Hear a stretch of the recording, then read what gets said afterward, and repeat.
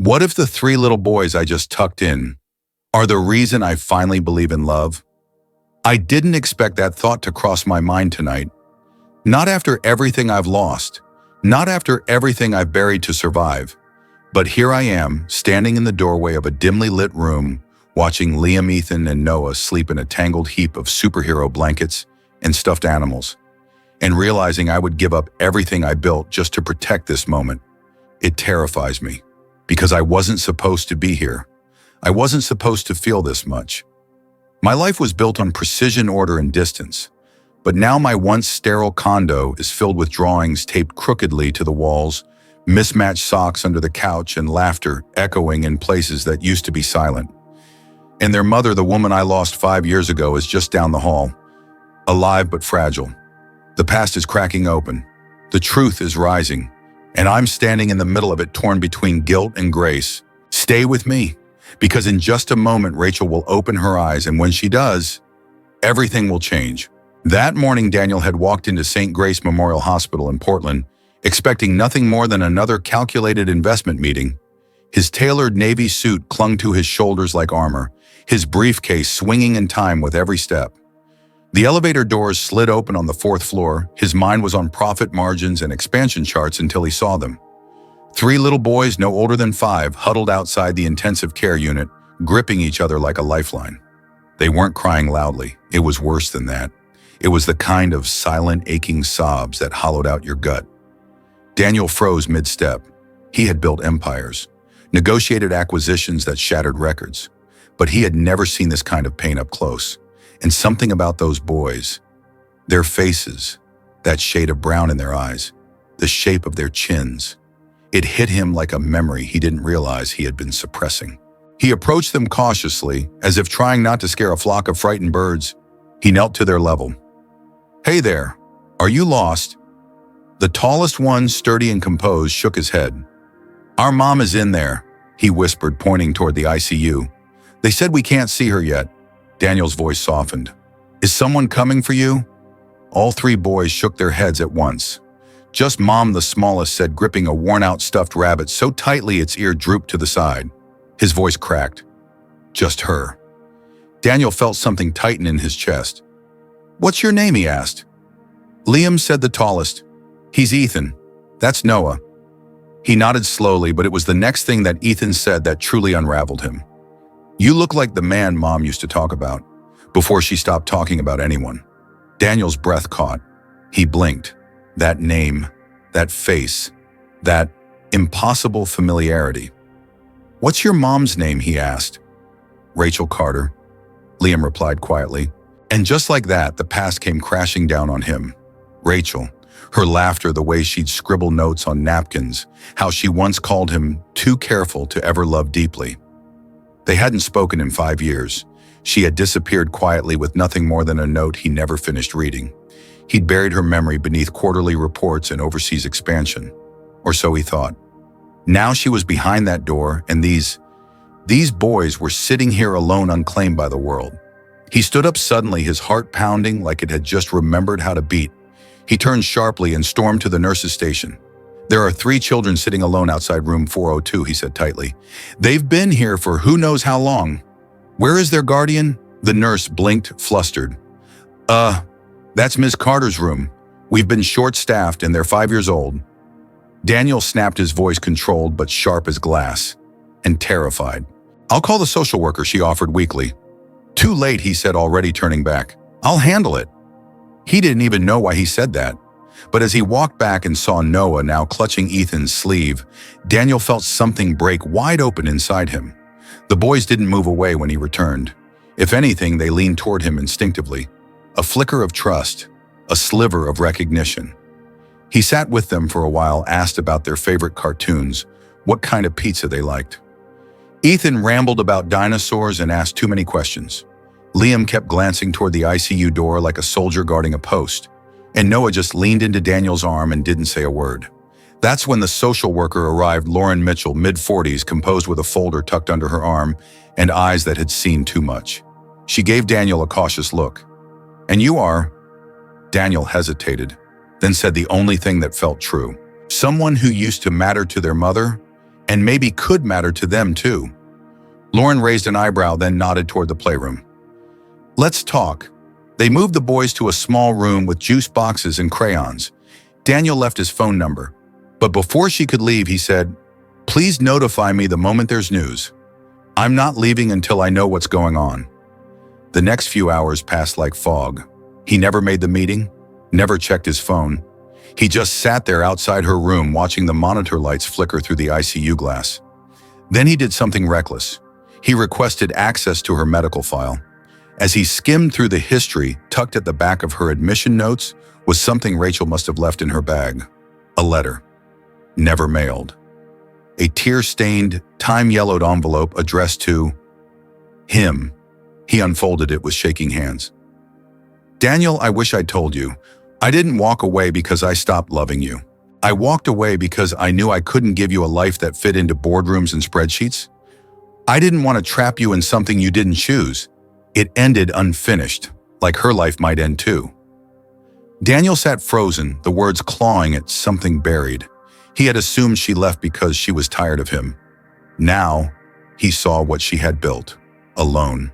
3 lives. A tap on his shoulder. Lauren again. There's no next of kin listed. No emergency contact. No legal guardian except her. Daniel nodded slowly. "Then let me be that contact," he said. "You're not listed as the father?" Lauren said carefully. Daniel looked at her, voice steady. "Then let's fix that. Start the DNA process. Tonight." Outside, thunder rumbled low over the Portland skyline, and rain traced down the windows like quiet tears. But inside the hospital, something was shifting. Daniel wasn't just reacting anymore. He was remembering and choosing. Before he left that night, he knelt beside the sleeping boys, now curled together on a waiting room couch.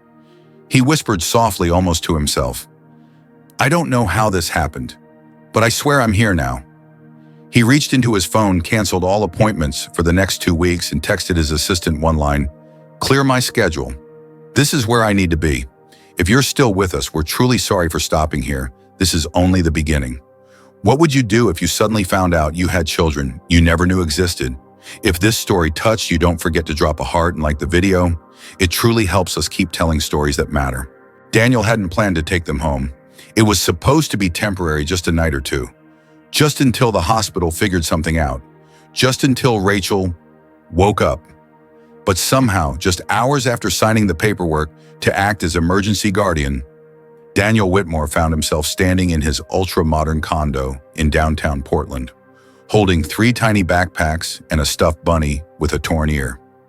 The silence that once defined his apartment shattered the moment the elevator doors opened. Ethan ran straight to the window to see the city lights. Liam paced with curiosity, inspecting every shelf like a secret agent. Noah clung to Daniel's pant leg, unsure if he was allowed to step inside. The place wasn't made for children. It was sharp, expensive, cold. Until Liam laughed loud and free at Ethan's joke about the leather sofa smelling like fancy car seats. And in that moment, something melted. Daniel ordered pizza, let them sit cross-legged on the marble floor, and didn't say a word when Noah spilled juice on the Persian rug. He just watched, studied them. 3 boys who didn't cry, didn't ask for more than his presence, and looked at him like he was something between a stranger and a lifeline. That night he read them a story, badly. He did all the voices wrong, Ethan made sure to tell him so, but Noah giggled until he fell asleep with his head on Daniel's shoulder. Daniel didn't move for an hour. He couldn't. Something in him was cracking open, and for once, he didn't want to fix it. But at 2:47 a.m., the cracking turned into a break. Noah whimpered in his sleep, then shook, then began to burn with fever. Daniel panicked. He wasn't prepared for this. No thermometer, no medicine, no one to call. He carried the boy into the bathroom, ran lukewarm water over a cloth, pressed it to his head. But Noah's breathing turned shallow, his skin flushed too red. His small fingers curled around Daniel's shirt. "I've got you," Daniel whispered over and over, unsure if it was a promise or a prayer. He called the hospital, demanded to speak with a pediatric nurse. He listened carefully, followed every instruction, and when Noah finally settled into sleep again, Daniel sat on the floor of the hallway, his head in his hands. And he cried, not for weakness, not for failure, but for how much this mattered, for how much it already meant. That morning he didn't go to the office. When his assistant called about a major investor threatening to pull out of a multi-million-dollar deal, Daniel stared at the phone for a long second and simply replied, "Let them." "But sir," I said, "let them." He hung up and poured cereal into 4 mismatched bowls. When Ethan asked why the milk was warm, Daniel shrugged and said, "Because I haven't grocery shopped since 2018. The boys laughed, and somehow that sound meant more than any merger ever could. Later that day, Daniel returned to the hospital. He brought the boys drawings, crayon portraits of Mom, and the man who makes good pizza, but reads bad stories. He also brought the DNA results. He didn't need the confirmation. But still, when Lauren Mitchell handed him the envelope and said, "They're yours," something inside him settled. They weren't just hers anymore. He was part of this. He walked into Rachel's room as he had every day and sat by her bed. Her hand still felt cold, but her pulse was steady. "I don't know if you can hear me," he said quietly, "but I need you to know I'm trying." He told her about the boys, about Ethan's endless questions, about how Liam took charge like a little general, about Noah's quiet courage. "They asked about you this morning," he said, fingers gently brushing a strand of hair from her temple. "I told them you're stronger than you look, and that I'd wait as long as it takes." She didn't move, but something in the room shifted, a warmth that hadn't been there before. That weekend, Daniel made a decision. He canceled every upcoming engagement. He called a realtor to find a school with a big playground and art classes. He traded business meetings for pediatrician appointments, bought tiny shoes, stocked a fridge with juice boxes, let the boys pick out pajamas with dinosaur spaceships and glittery lightning bolts. One night he tried to cook. The pasta burned. Noah cried because the bunny got wet. Liam dropped a glass. Ethan set off the smoke alarm by accident, and Daniel laughed so hard he couldn't breathe. That night, after the chaos had settled and the apartment smelled like scorched tomatoes, Daniel sat on the floor with a flashlight and 3 wild-haired boys under a blanket fort. He told them a story about a tired dragon who didn't know how to roar, but learned to sing lullabies instead. And when Noah fell asleep with his thumb in his mouth and his tiny arm across Daniel's chest, he knew. He wasn't pretending anymore. He wasn't babysitting fate. He was becoming a father. When the hospital called the next morning, he froze. He braced himself for the worst. "Rachel's condition is stabilizing," said the nurse.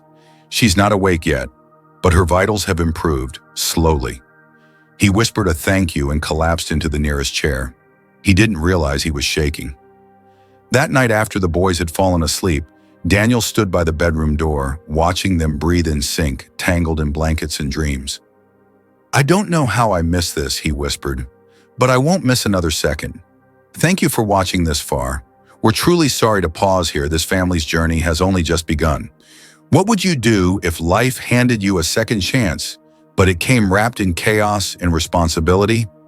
If you're feeling moved, please hit the like button and leave us a heart. It helps us keep telling stories that matter. Some things shift so slowly you don't notice they're changing until one morning you wake up and the world isn't the same." Daniel Whitmore stood in the hospital hallway holding 2 drawings made with glitter glue and shaky letters. For Mom, they read. One had a crooked rainbow. The other had 4 stick figures holding hands under a lopsided roof. At the bottom, in Ethan's determined handwriting, it said, "Our family." Inside the room, Rachel Carter was sitting up, her hair still dull, her frame thinner than he remembered. But her eyes, those eyes were clearer every day. She smiled when she saw him. "Hey," she said, voice still rasped from days of silence. He crossed the room, placed the drawings at her bedside, and sat down. "Liam wants you to hang them up when you come home." Rachel's eyes welled. "They're okay." "They're more than okay," Daniel whispered. "They're loud, chaotic, messy, stubborn, and amazing." She looked at him. There was a long pause before she said, "I thought I'd never see them again. I thought I ruined everything." Daniel leaned forward. "You didn't ruin anything. You protected them. You raised them with everything you had. And now, you don't have to do it alone." Rachel's lip trembled. "I don't know how to be part of this anymore. You've done it all without me." He took her hand. "You're the center of all this, Rachel.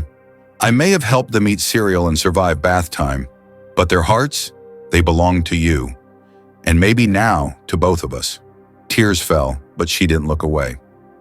Later that day, Lauren Mitchell arrived with papers, legal documents for shared custody, medical guardianship, a path forward. Rachel read every page slowly, carefully. "I don't want to lose them," she said, "but I'm scared. If I break again, they'll lose everything." Daniel waited, then gently placed the boy's drawings in front of her again. "You're not alone. I'm not asking you to be perfect. Just, let's do this together." Rachel looked at him, and for the first time in years, she nodded without hesitation. "I want them to have us, both of us." That weekend, she was discharged from the hospital. The day she walked out on shaky legs, holding Noah's hand in one and a walker in the other, Daniel drove like he was carrying glass through an earthquake. Liam kept reminding her to breathe slow. Ethan asked 20 questions about the hospital's machines. Noah didn't say much. He just leaned against her side and hummed the songs she used to sing at bedtime. The moment they walked into Daniel's apartment, now transformed into a living, breathing home. Rachel stopped in the doorway. She took in the crayon art on the fridge, the toy bins labeled in uneven handwriting, the smell of laundry, pasta sauce, and children. "You did all this?" she asked. Daniel shrugged. "I had help from 3 very bossy little men. The first night together, they ordered pizza again. This time, Rachel added too much cheese and burned the crust. No one complained. They laughed about it for hours. A few weeks passed. Routines formed. Rachel started regaining her strength, first with short walks, then chasing after Ethan when he tried to microwave ice cream. Daniel learned how to braid string into superhero bracelets. Liam asked questions about the stars every night before bed. Noah began to talk more, mostly to Daniel, which surprised them all. Then came the day the twins turned 6. Daniel wanted it simple. Rachel wanted something special. The boys wanted a magician, a cake shaped like a rocket, and balloons that could touch the sky. So that's what they gave them. Neighbors came, teachers came. Even Lauren showed up with books and glow sticks. Halfway through the party, Rachel stood up slowly, holding a microphone with trembling hands. Everyone turned. "I never thought I'd say this in front of so many people," she began. "But this isn't just a birthday party. It's a miracle. Not the kind that falls from the sky, but the kind that grows from brokenness." She turned to Daniel, voice shaking. "You didn't just show up. You stayed. You held us together when I couldn't. And for that, we're all here." Daniel walked over without a word and hugged her. The boys cheered like it was a movie. That night, after the wrapping paper was tossed and the balloons sagged in corners, Rachel sat beside Daniel on the balcony under a string of soft golden lights. "You ever wonder," she asked, "what would have happened if I'd stayed back then?" He shook his head. "I think we found the right version of this story." She smiled. "You're not the man I left, and you're not the woman who left." They fell quiet for a moment, just watching the city twinkle beneath them. Inside, the boys had fallen asleep, 3 little bodies tangled together, breathing the same rhythm, holding stuffed animals and each other. Daniel watched them from the doorway. Then he whispered, mostly to himself, This is home.